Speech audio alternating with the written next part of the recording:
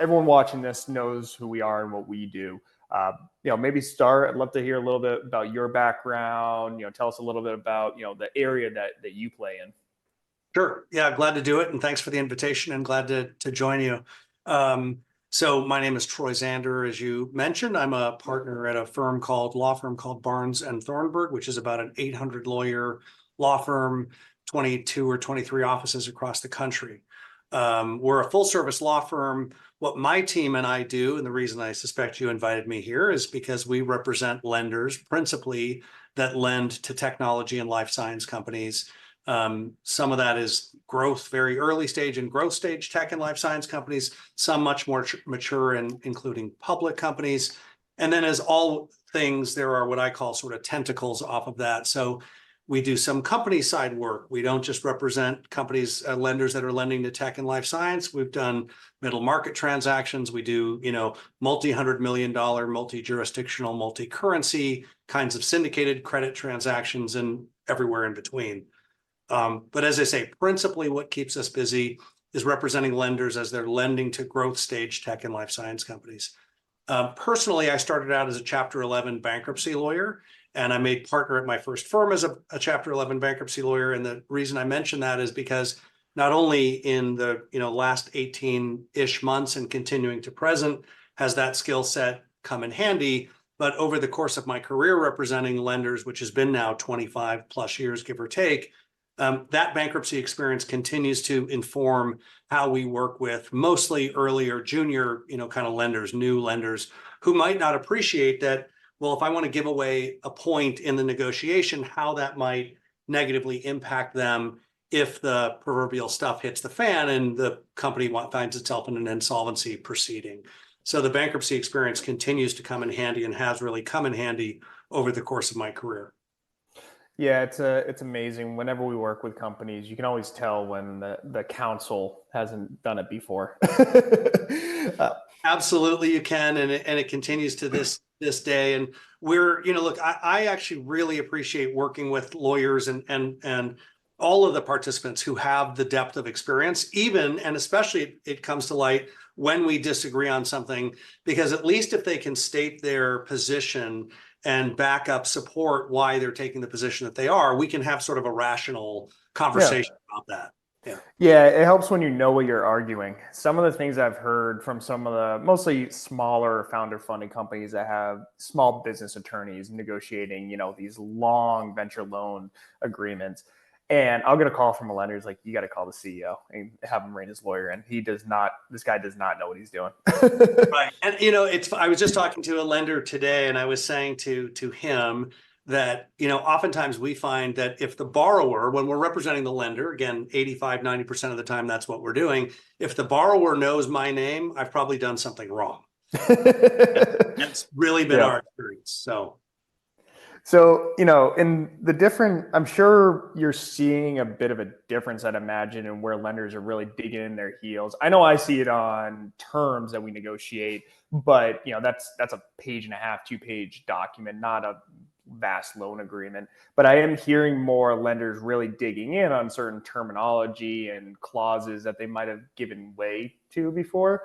Some of the challenges you're seeing, what are they trying to really hold on to in those agreements?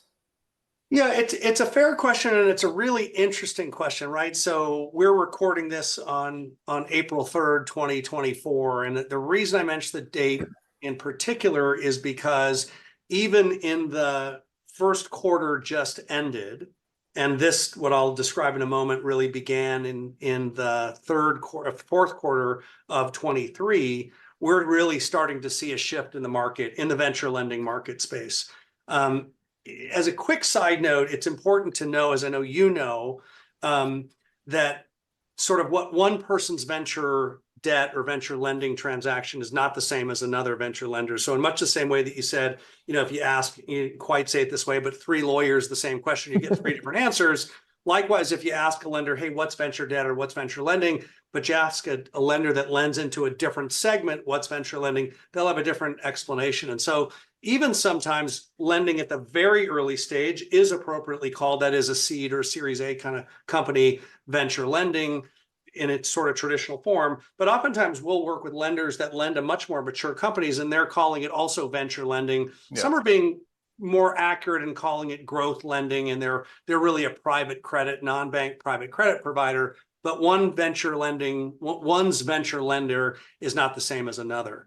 And so I say that too, because that means that obviously the lender that's lending to a much more mature company is looking for and asking for different things than the lender lending at a very early stage, right? And by necessity, the very early stage company probably doesn't have revenues, may not have EBITDA. If it has revenues, et cetera, it probably isn't profitable, et cetera.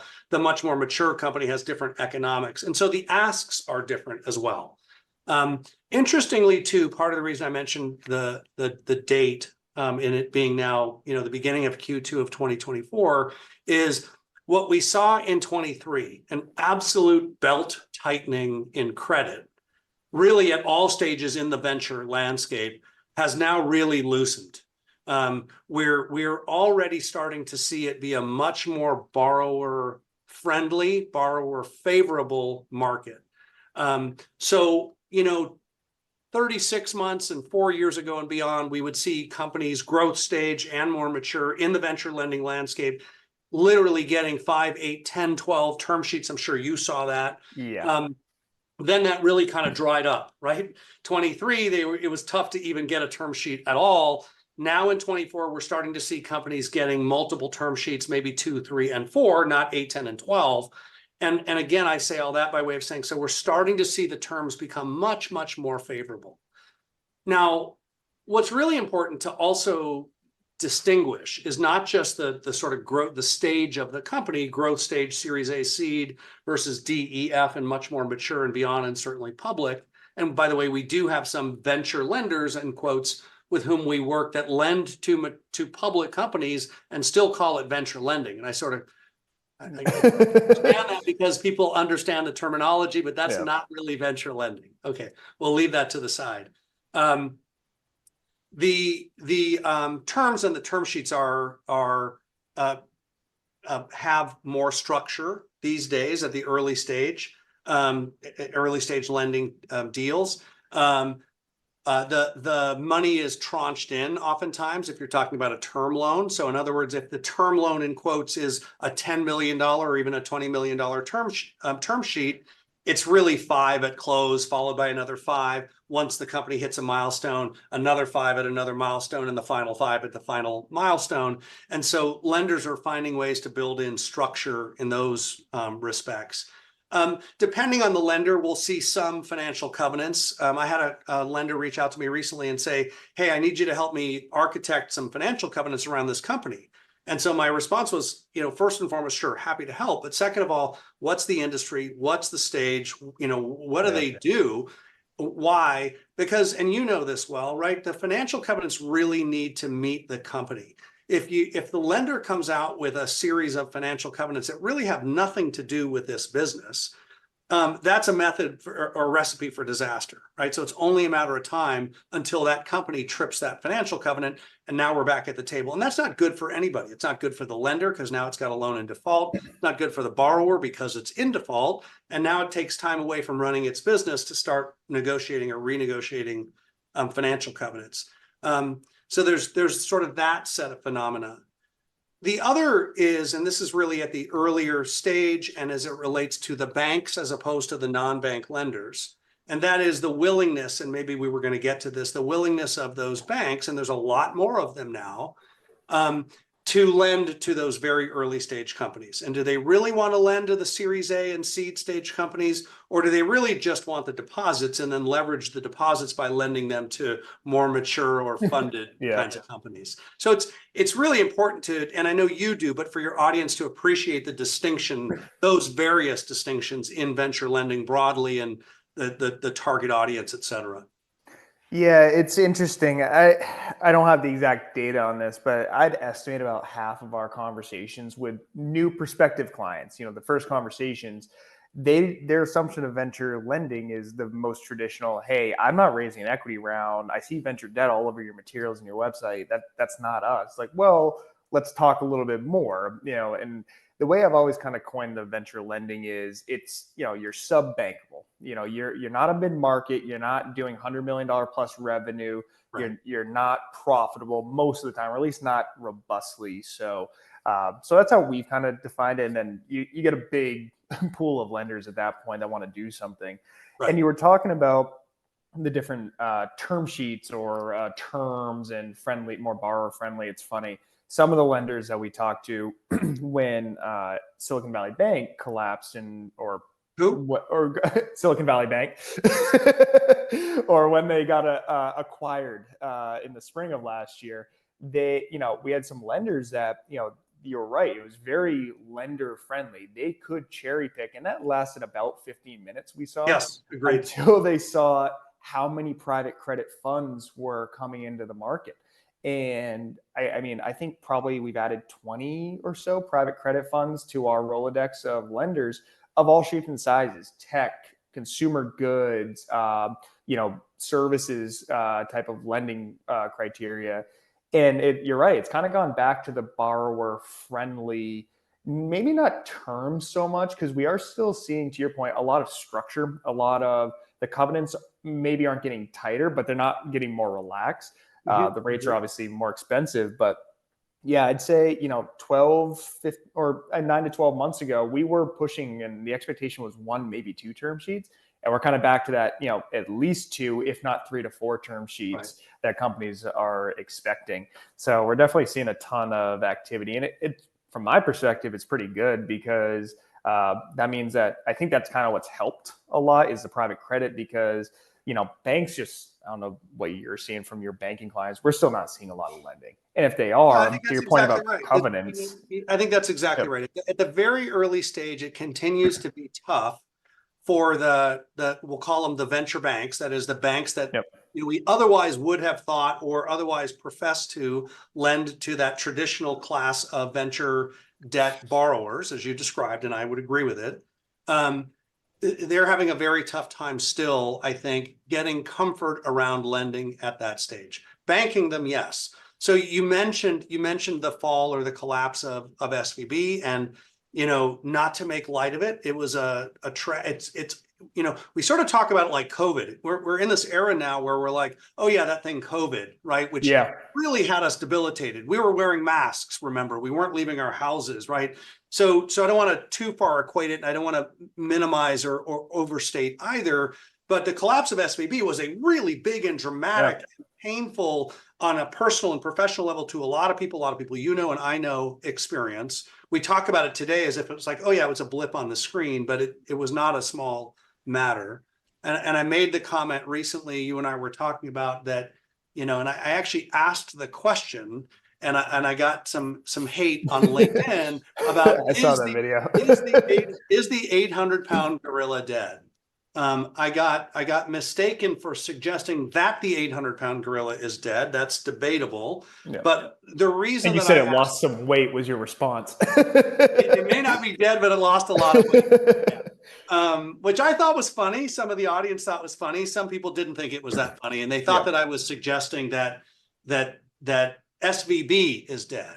And we both know, you and I both know, SVB is not dead. They are remade. It's a different bank. First Citizens is a different bank than SVB, but SVB is not dead. And I want to go on record, as it were, sort of yet again, that's not what I said. And that's I'll make sure the marketing team doesn't edit that part out. They can if they want, right? But the point is really to your comment, the fall of SVB, the demise, the sell, the acquisition, however you want to describe it, really created an opportunity. And it's hard in the moment to see it as creating an opportunity, but we know now in hindsight it created an opportunity both for the individuals who were once employed by the former SVB, who spread, I call it the diaspora, who've now gone and populated other institutions which didn't previously have an offering to those early stage. It began with Stifel, it was HSBC, it's JP Morgan, it's a bunch of brand names that we know. But also, and perhaps more importantly, those who were most fearful of the fall, the run, let's call it, because that I think is an agreed term that everybody appreciates, the run on SVB created, which is those entrepreneurs and some of those growth stage companies who were afraid they weren't going to get access to their deposits. And fortunately for everyone, that was only a short-lived sort of nightmare, that little piece of it. Yep. But why do I say it's created an opportunity for them? Well, now they have a whole bunch of other platforms, a whole bunch of other banks that will take their deposits. And so one of the things that we all learned that we should have known, but we sort of ignored, was it's not really a good idea to have all of your deposits in one place. And so now, good for them, there's a place to spread their deposits out. Now, that's not great for those banks, right? All of those banks, and there's nothing wrong with it. It's how banks operate. All of those banks still want all of the deposits. All of the borrowers, or most of the borrowers who are depositors and well counseled, including by their venture capital board members, will counsel them that they need to spread the deposits. And so it turns out that the winner is not just those people who found new homes, the former SVBers, the diaspora, who are populating those other institutions and doing it well, but it's also those growth stage companies that needed a safe place or safe places to put their deposits. So we wouldn't have thought that at the time, March last year, that like, oh, this will lead to great things. I'm not really that kind of a Pollyanna person, Yep. but I think it's really led to things that we didn't anticipate that now appear to be positive. One question I have for you, you talked about the deposit. So I'm interested in your take on where you're seeing creativity around that for exactly what you talked about, where investors and boards are saying, no more keeping it all at one bank. You can keep the majority, but not all of it. Like I know, for example, most of the clients we work with, a lot of them still do have deposit relationships with SVB, and then it's spread out, but they're keeping primarily their payroll money at the big guys, the JP Morgans, the Wells Fargo. We ran a deal in the fall, and they wanted to see what different options are. Where they had, we got some private credit options, which were expensive for the company, and no question about it. And then there were a couple of bank options that came in that were, I think they came out to be all in like 49% of the cost of the private credit side, which that's a big difference. It was a $25 to $35 million deal, depending on how you look at it. And the bank wanted the majority of the deposits. They wanted 90%. And the company said no. And like, that's not worth it for us. Even though they were going to save millions of dollars between warrants and rate over the lifetime, most likely, they decided to stick with the reliable banking system that was, what they felt was reliable than some of the more venture lending, which, I think a lot of the venture banks out there are very, sturdy. It's not a bad place to keep your money by any means, but there are companies that are scared about that. And I've heard, and I've had a client actually say, or they paused the process because they wanted bank terms, but didn't want the deposit relationship at all. And then they just had to regroup because they're like, maybe we need to reassess what our plans are. I know we've heard some things. I'm interested in your take on this point in particular, where some banks have said, well, we can start with like 50% of your deposit relationship, but it has to scale, or we can do this, we can do that. How are you seeing primarily the banking clients that you have manage that? Yeah, it's a great question. And the answer is it's really all over the board. I don't think that No one has a real unified answer. Yeah. I don't think there's a single accurate answer to that. And I think that to your question about like, what's the creativity? How are the banks getting creative? I think that's really where the magic is. And that is, how are the banks sort of facing a market which is afraid of banks? And it does take some creativity, and it does take some flexibility. Look, stepping to the side, but addressing the question, right? I think what we've and by the way, there's great debate, and I'm not a Fed regulatory lawyer. I'm a simple venture debt lawyer, right? And I mean that in this respect. There are lots of different opinions on this that I'm about to say, but I think one of the things we learned was that the Fed did actually come to the rescue. Now, look, I'm not a big government guy. This isn't a political conversation. But I had, I'm sure you did too. I had friends and family who had dollars at risk in some of those institutions which are no longer on the landscape. It was a very scary time. But the Fed did come to the rescue. All of the payroll funds got released, and access to funds, sort of continued unfettered, notwithstanding the $250,000 requirement. So that's sort of the good news. Can we rely upon that? Is that an indicator of future behavior? Who knows? But it seems hard to imagine how, if God forbid and all that, there is another run, et cetera, that the Fed says, no, we're out. It seems hard to imagine how that's going to happen. But we don't know. But you're exactly right. The banks are having to try to find ways to be creative in terms of the deposit requirements that they have. You're absolutely right too. I've heard some of the same things about like, well, we'll start at 50%, but by the way, as the outstandings increase, so too does the percentage of deposits have to increase. So it's not quite cash secured, but it starts to kind of look like it. It's really not cash secured, and the sort of borrowers in your audience should appreciate that. That's not what I'm saying. The important part to really understand, and I think this is where there's a disconnect, or there's this visceral reaction, not in you, but in sort of the less informed, is that, look, that's how the banks make the money, is on the deposits. It's on the treasury business. It's on the FX. It's on the transactional side of the business. It's really not on the debt. And so oftentimes what we'll hear some banks say is that, like, look, the treasury relationship is so valuable, is so important to us, that we'll extend credit. I call that, like, we lead with banking, but we'll extend credit to get the banking. That's a real phenomenon. But the borrowers, which most people, to your point, think of it the opposite. When you need banks are lenders, and in reality, they're deposit institution, treasury. And by the way, they'll take your deposits all day long, right? So if you have a borrower that says, well, look, there's no way I'm giving fill in the blank 90%, and they get to negotiate that, they're going to be perfectly happy. The other that gets the 10% called, or the 15 or the 20 or whatever can be negotiated, is happy to take the deposits without any credit extension. Right? Why? Because that's how they make their money. There's little money to be made on the lending at the bank side. Look, some will tell you too, and this is a kind of akin to the comment about making sure that we understand what we're talking about when we talk about venture lending, what we talk about when we're talking about banks as well. Are we talking about small, the still smaller banks, pardon me, or are we talking about some of the larger financial institutions, right? So I'll talk to people at some of the very large financial institutions. You can fill in the blank on who they are, HSBC, Citibank, JP Morgan, et cetera. And what they say is, look, nobody really is concerned about our stability as a bank. So we really don't get the question, I'm being told, about or the pushback on the percentage of deposits that we have to maintain. We're comfortable, those banks will tell you, we're comfortable giving assurance to the potential customer, the depositor, that, like, look, your deposits are safe. We're one of the big four, or including HSBC, which doesn't get called one of the big four, but for all practical purposes, one of the major financial institutions.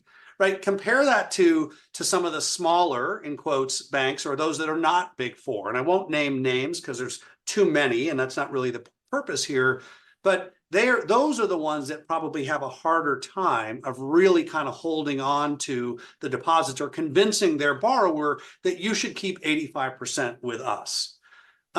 Look, my own editorial on this point, and I'm not a banker and I don't own a bank, and so I don't make my money off of extending banking services, but is the banks, and especially those that are not the big four, really do need to find ways to be more creative and to be more flexible, and to say, look, what is the tipping point, right? In life, everything is about tipping points, and there's a tipping point between the extension of credit and the amount of deposits that we need to maintain.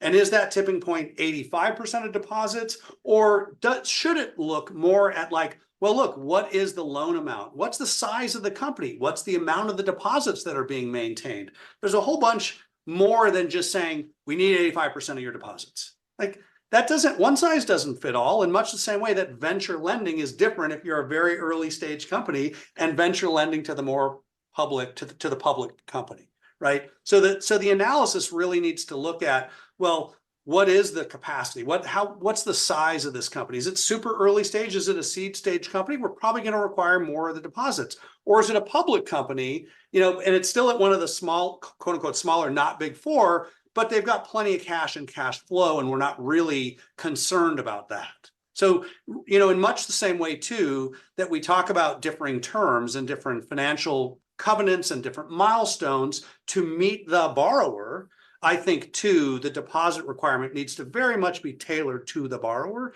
And this is the last point, then I will shut up on this topic. But, and two, I think all of the banks, bigger, smaller, however we want to characterize them, need to appreciate that one of the things we learned is that it makes sense to put your deposits in multiple institutions. So I'm sorry to those banks that say, dang it, Troy, why did you say that? We wanted you to say, keep 85% and it's a perfectly rational thing to do. It's not. It's not. I learned the same lesson personally. So did all of those people who got displaced. Yeah.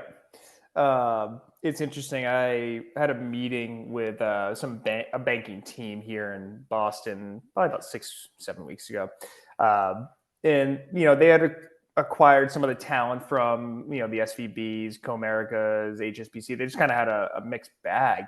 And this particular bank, they just openly said, they're like, we're not even going to pretend like we're trying to lend to these companies right now. We have a tight belt.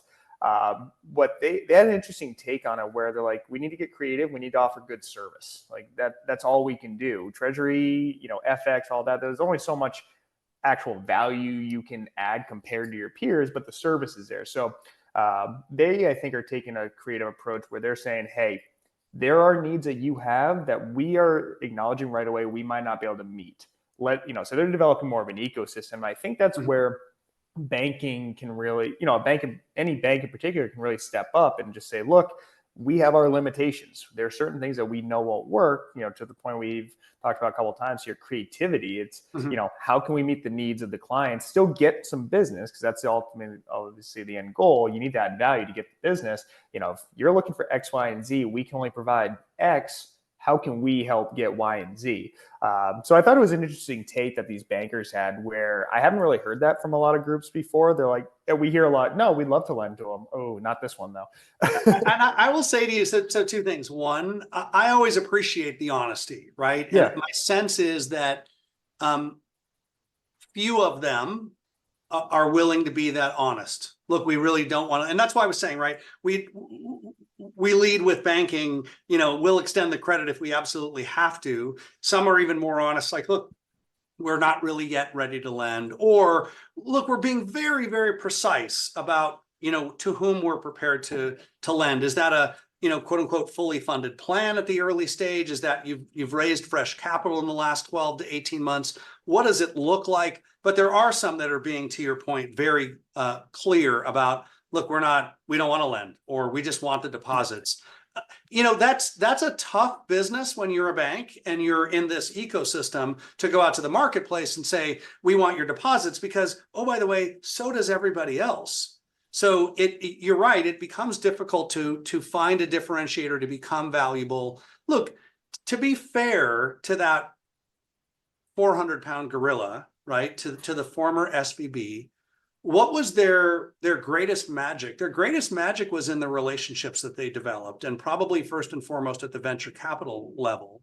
A lot of looking each other in the eye and making sure we've got relationships upon which we can depend. Some would argue that while that is the same group that caused the bank run, it's also the same group that sort of came back and said, hey, we still support you.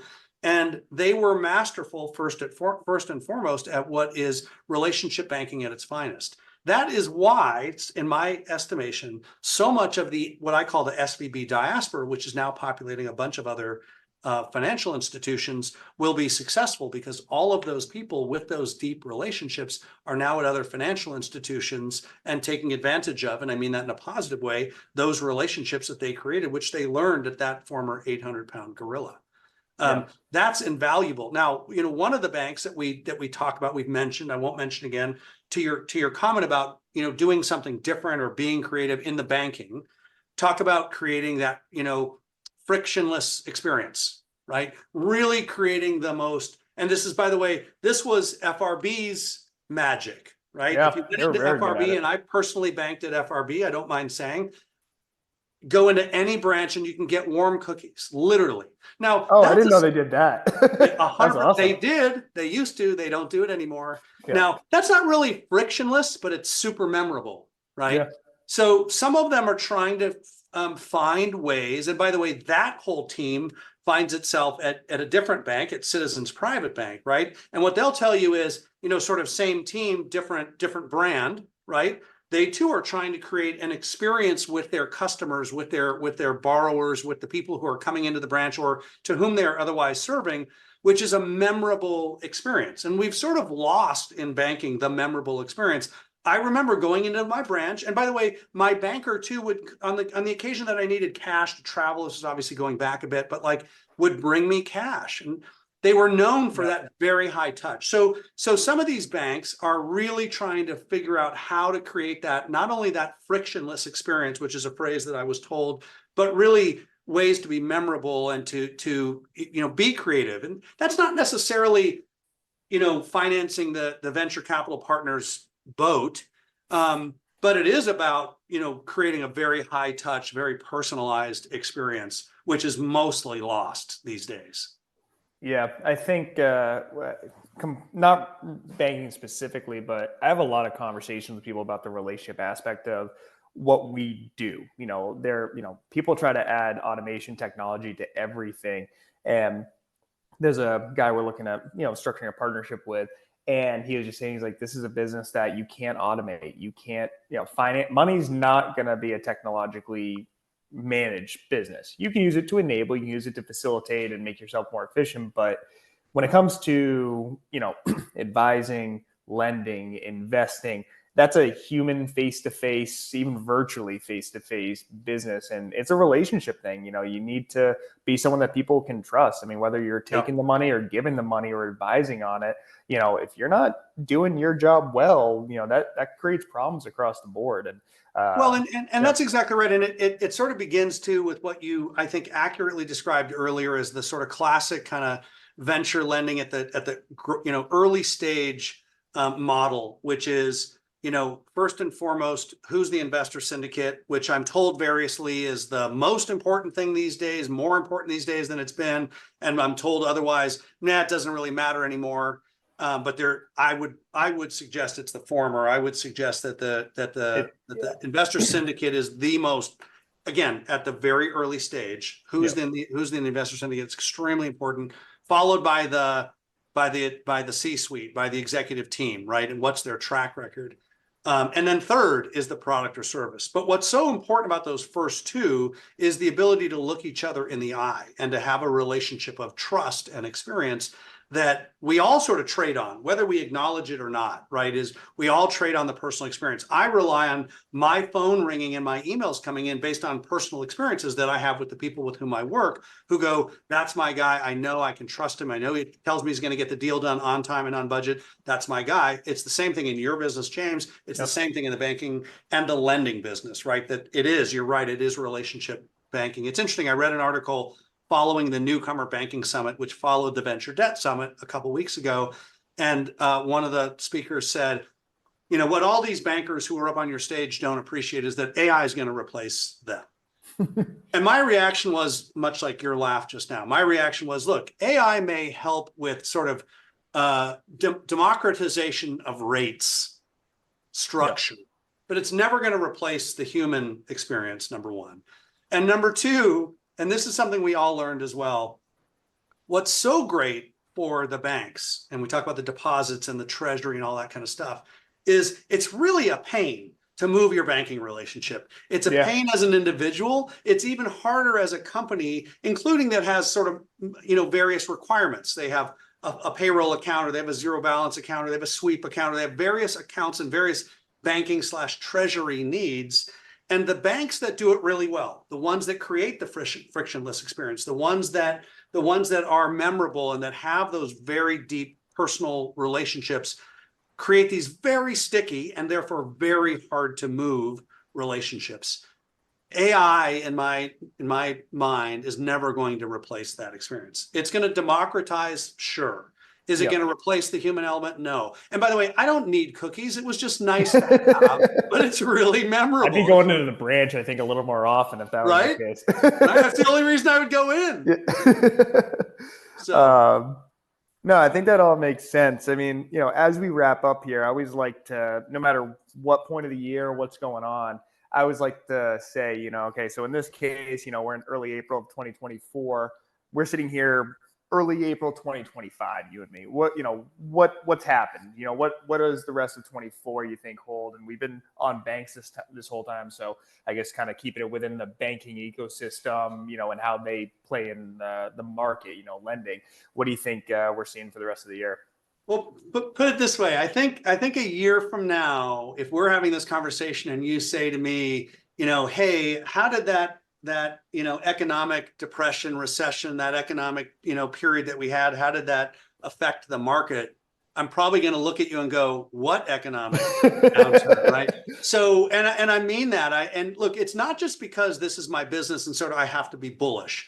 What we're seeing anecdotally, what my team and I and others on the private credit business and the commercial finance business of my firm, so we only see what we see, is a much a very robust market right now. And every indication is that that's going to continue. So, of course, I hope so, right? As I say, I have to be bullish. It's my livelihood.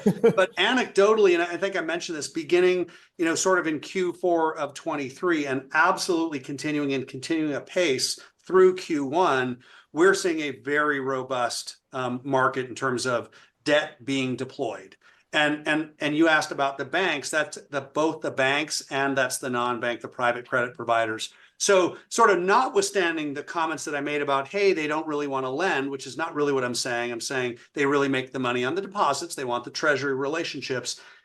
Those banks, too, are finding ways to lend. They're finding ways to be creative. They're finding ways to make sure that they've got the protections in place that they need, whether that's in the form of deposits or covenants or milestones, et cetera, but they're deploying capital. It's great news. I mean, I really believe this. It's great news for the borrowers that sort of come to your doorstep, James, and go, hey, look, do you think you can get us a few term sheets?